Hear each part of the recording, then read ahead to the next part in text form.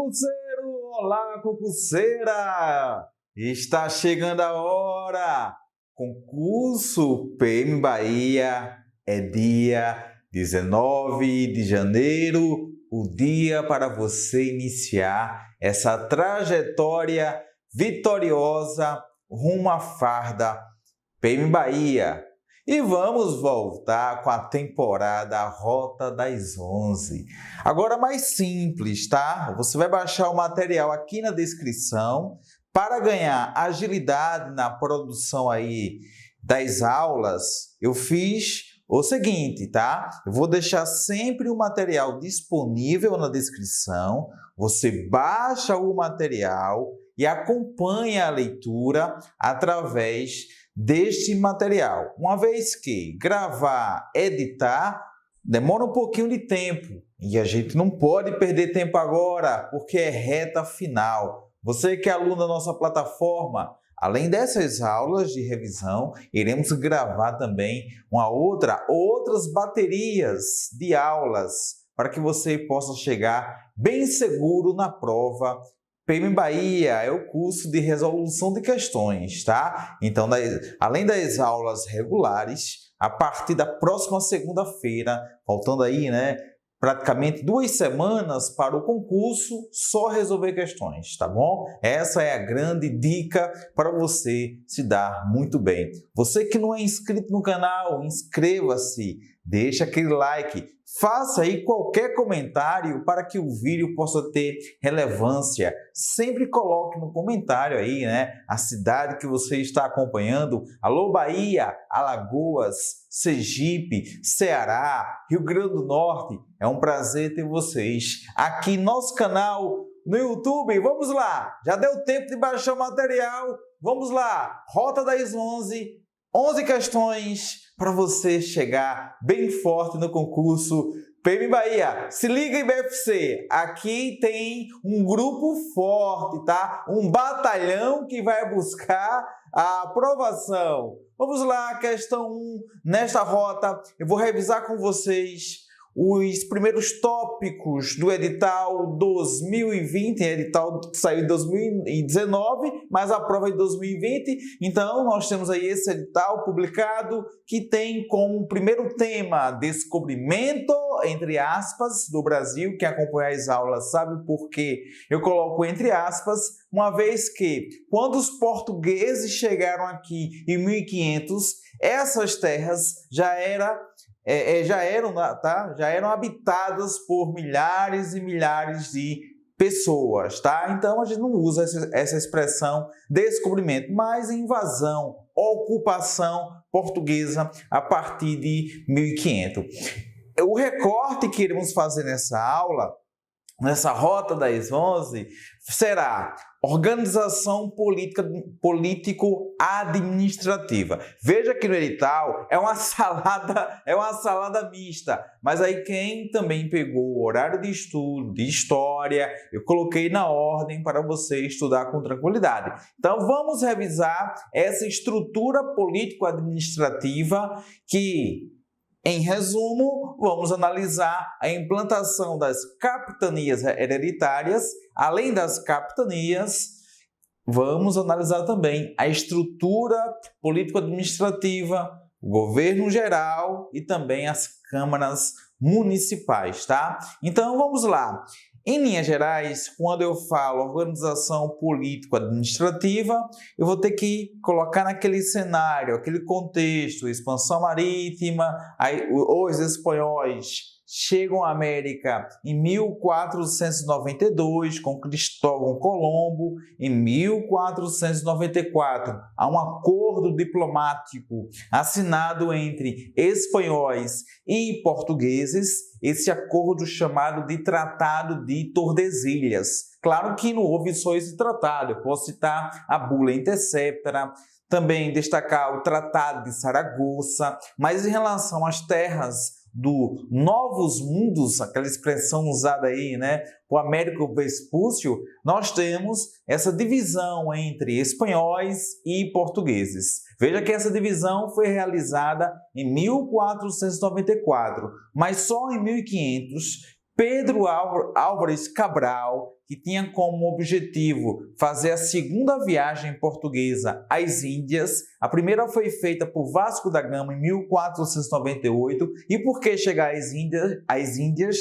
Por causa do lucro exorbitante. Então, a chegada de Pedrinho aqui em 1500 tinha como objetivo legitimar a divisão realizada pelo Tratado de Tordesilhas. Entre 1500 a 1531 fica um hiato que na história do Brasil chamamos de período pré-colonial ou um período de relativo abandono, até que, diante de ameaças estrangeiras, porque os franceses, os ingleses não aceitaram que o mundo fosse dividido entre espanhóis e portugueses. Diante disso, teremos ameaças estrangeiras, a queda no lucro no comércio oriental. Além disso, a Espanha encontra ouro em suas terras. Então, são motivos que vão incentivar Portugal justamente criar uma condição para ocupar, colonizar. O que é colonizar, professor? Colonizar é explorar. Agora, para explorar, eu preciso ter, no mínimo, uma estrutura político-administrativa. Assim, Martim Afonso de Souza, 1531, vem ao Brasil, a essa colônia, essas terras brasílias, e diz, olha, de fato aqui tem um clima, tem um solo aí, tá? Que a gente pode aí desenvolver aquilo que estamos fazendo lá, né, na Ilha da Madeira, que é a plantação da cana-de-açúcar. Então, foi a sugestão dele. Além disso, lotear. No caso, Portugal já estava em crise financeira, não tinha como administrar diretamente essas terras. Daí vai entregar a terceiros, tá? Em lotes, 15 lotes, 14 pessoas que vão receber o nome de capitães. Essas terras eram repassadas para os seus filhos, daí a expressão capitania hereditária. Dois documentos que vão justamente regulamentar esse repasse das terras, no caso, né, terras estatais para particulares, que é o documento de doação, tá? Transferência, que permite cada capitão explorar esse território, entregando uma parte, aí, né, 20% à coroa portuguesa, além do foral, que fala sobre direitos e deveres, tá? A carta de doação e também o foral. Então, você tem esses documentos que vão regulamentar as capitanias hereditárias. É interessante perceber que o regime de capitanias hereditárias, esse regime vai até o século XVIII, com o governo de Marquês de Pombal, que em 1756 vem extinguir as capitanias hereditárias.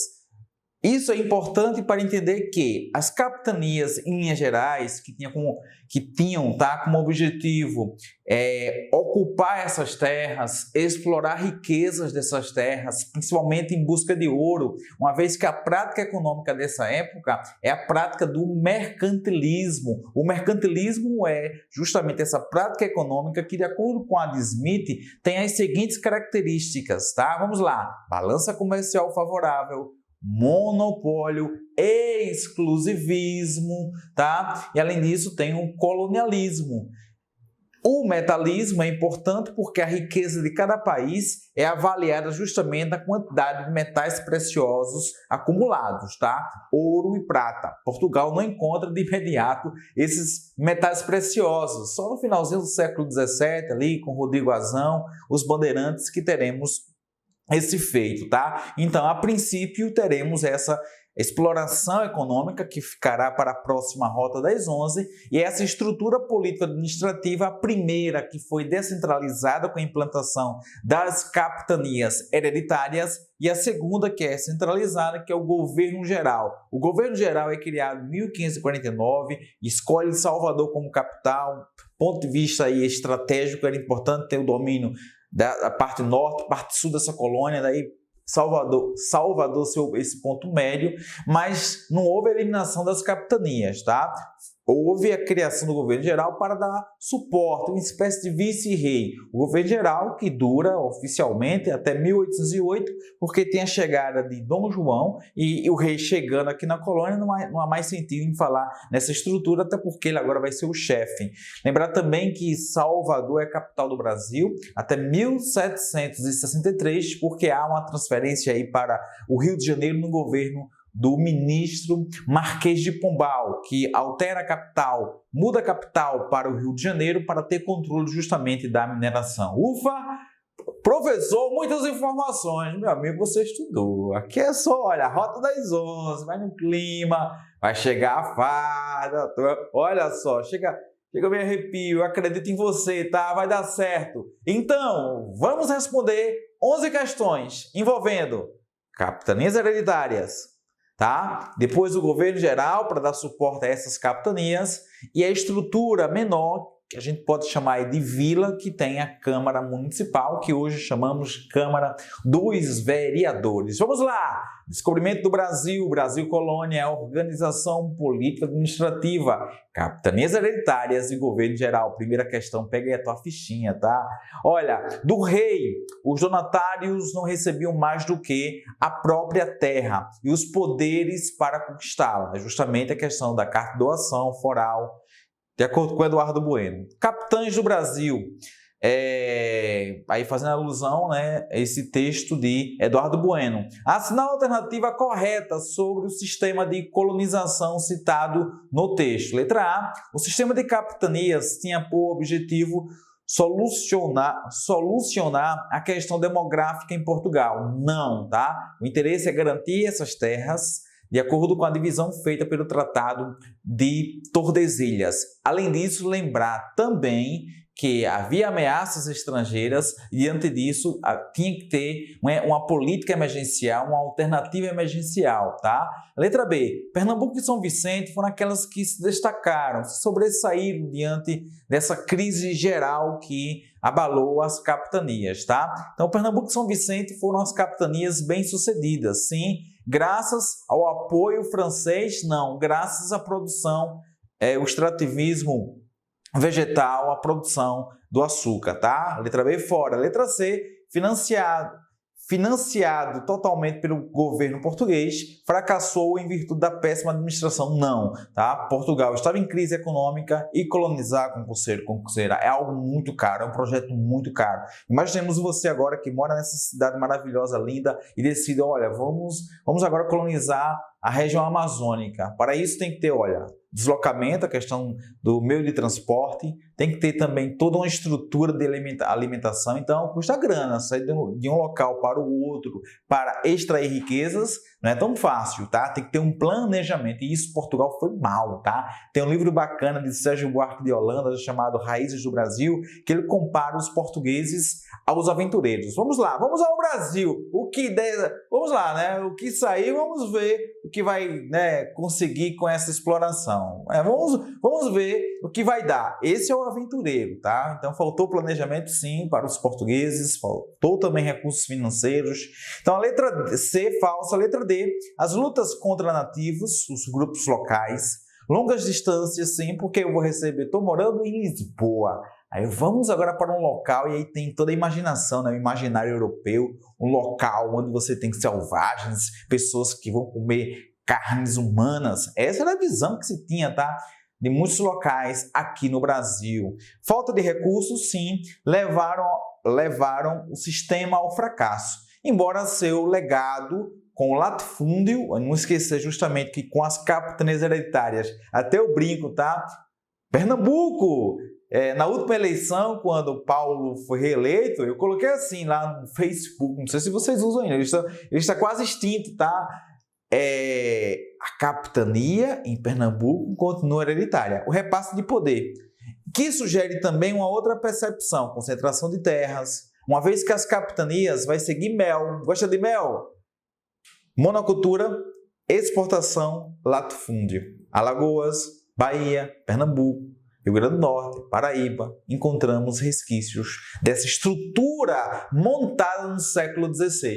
Sem medo de ser feliz, você marcaria letra D de dado. Vamos para a rota 2. Se deixar, meu amigo, transforma a rota das 11 em rota das 50, tá? Porque aí o cara fala muito. Vamos embora. Rota 2. Sobre a instituição do governo geral, que foi criado justamente para dar suporte às capitanias, podemos afirmar que, letra A, concentrou todo o poder de mando nas mãos dos governadores gerais, não, até porque há também aquela estrutura do provedor-mor, capitão-mor, e a própria continuidade das capitanias hereditárias, tá? Letra B representou um esforço da metrópole de centralização administrativa. Se a primeira decisão foi desenvolver uma estrutura político-administrativa marcada pela descentralização, a criação do governo geral vem amarrar, dar suporte a essas capitanias. Letra B. Rota 3. O governo Tomé de Souza, o primeiro governador geral, foi marcado, letra A, por uma intensa luta contra os franceses no Rio de Janeiro e por conflitos, não, tá? Aí você já tem Mendes Sá, né, que vai participar desse cenário. A letra B, pela fundação do Colégio de São Paulo de Piratininga, 1554, não. Aí você tem a letra C, pela criação do primeiro bispado do Brasil, tendo à frente o bispo Dom Pero Fernandes, tá? Dom Pero Fernandes Sardinha. Letra C, o erro da D, pela grande habilidade política do governador, o qual acabou por deixá-lo no poder por quase 15 anos, não, até 1555.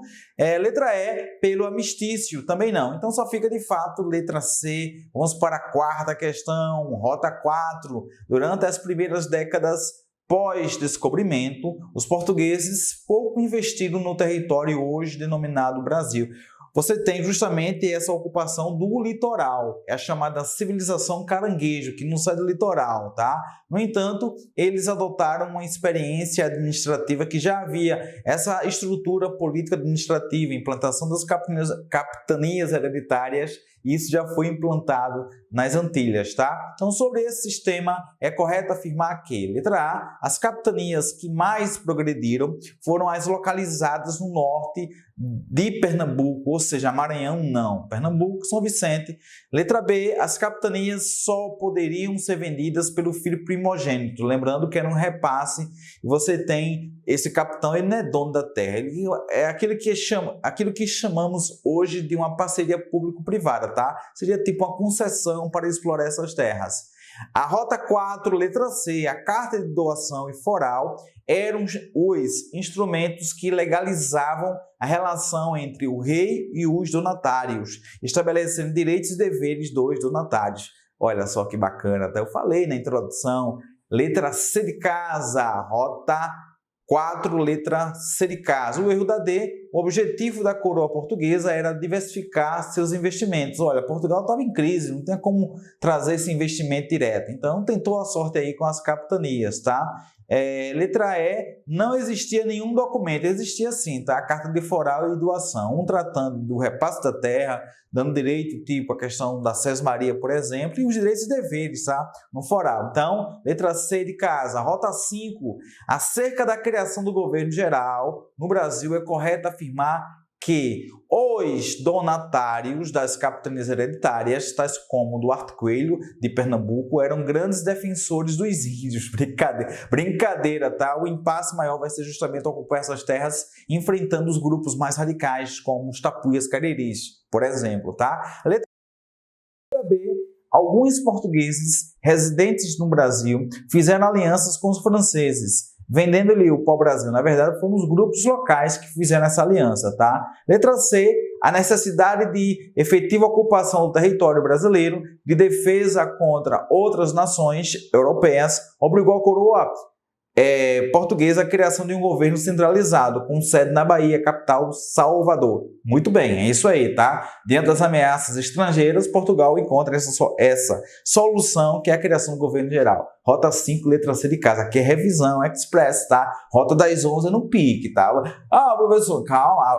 Soldado, vem aí. Quando você estiver lá no curso de formação, não pode dar moleza não, tá? É madeira, tá? Alô, Caveira, rota 6.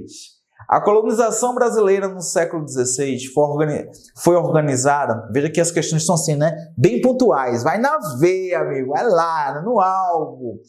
Sob duas formas administrativas, capitanias hereditárias e governo geral. Assinala a afirmativa que expressa corretamente uma Característica desse período com a implantação das capitanias e do governo geral. As capitanias, mesmo havendo um processo de exploração econômica com a extração do pau-brasil através do escambo, que é a troca, chegava assim, olha índio, vem cá, colabora aqui, pega essa tora de madeira, leva ali e tal. Aí você tem justamente, tá, essa exploração e destacar também o estanque, que era esse monopólio real, tá? Então, a letra A está correta, tá? Garantiram a presença portuguesa na América, apesar das dificuldades financeiras da coroa. Letra A, de boa. O erro da B, as capitanias representavam a transposição para as áreas coloniais das estruturas feudais, não. Letra C, as capitanias sendo empreendimentos privados, você tem aí terras estatais, repasse para os particulares, tá? Então, não são terras privadas. Claro, vamos lá, continuar. É um empreendimento privado, favoreceram aí a transferência de colonos europeus, assegurando a mão de obra necessária à lavoura. Não há transferência desses europeus para assegurar a mão de obra. A mão de obra, primeiro explorada, a local, a indígena, depois a africana. A letra D, né? O governo geral permitiu a direção da coroa na produção do açúcar, que assegurou o rápido povoamento. Não, como eu falei, a população fica concentrada no litoral. O governo geral extinguiu as donatárias, tá? As capitanias, não. Permanece até o governo Marquês de Pombal, século XVIII. Rota 6, letra A. Rota 7. Na administração colonial do Brasil, as câmaras municipais, conhecidas também como a Câmara, tá? Dos homens bons, ou as câmaras dos homens bons, tá? Aqueles que eram latifundiários, tá? Então, as câmaras municipais eram, letra A, instituições meramente simbólicas, não têm importância na prática, tá? Letra B, compostas apenas pelos funcionários da coroa que serviam na região, chamados homens bons, eleitos pelos proprietários e homens livres, só que justamente os homens bons são esses proprietários, tá? Proprietários de terras, proprietários de escravos. A letra C, dominadas pelos proprietários de terras e comerciantes que se encarregavam de assegurar o interesse da metrópole, mesmo contrariando os interesses dos colonos, tá? Mas aqui você tem eles representando justamente interesses desses colonos, tá? Quando eu falo da vila, por exemplo. Letra D, responsáveis pela administração de problemas políticos. Então você tem a Câmara Municipal, que tem